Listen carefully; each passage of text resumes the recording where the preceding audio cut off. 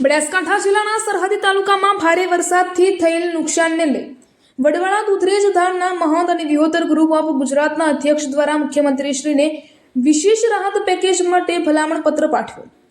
પશુપાલન અને ખેતી પર નિર્ભર પ્રજાજનોની હાલત કમફોડી બની।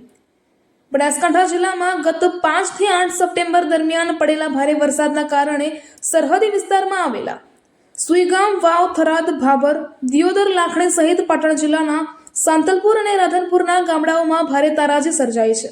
આ વિસ્તારના લોકો પશુપાલન અને ખેતી આધારિત જીવન જીવી રહ્યા છે। તેવા સમયે ભારે વરસાદથી ખેતી સહિત માલ મિલકતને મોટું નુકસાન થવા પામ્યું છે। ત્યારે શ્રી વડવાળા મંદિર દૂધરેજ ધામના પરમ પૂજ્ય ધર્મ ધુરંધર શ્રી 1008 મહામંડલેશ્વર શ્રી કનીરામદાસજી બાપુએ મુખ્યમંત્રી શ્રી ભૂપેન્દ્ર પટેલને વિશેષ રાહત પેકેજ માટે ભલામણ પત્ર પાઠવ્યો છે। આ ઉપરાંત વિહોતર ગ્રુપ ઓફ ગુજરાતના અધ્યક્ષ જીવરાજભાઈ આલ દ્વારા પણ મુખ્યમંત્રીશ્રીને પત્ર લખી અતિવૃષ્ટિ થયેલા વિસ્તારોનું સર્વે કરી રાહત પેકેજ જાહેર કરવાની રજૂઆત કરવામાં આવી છે।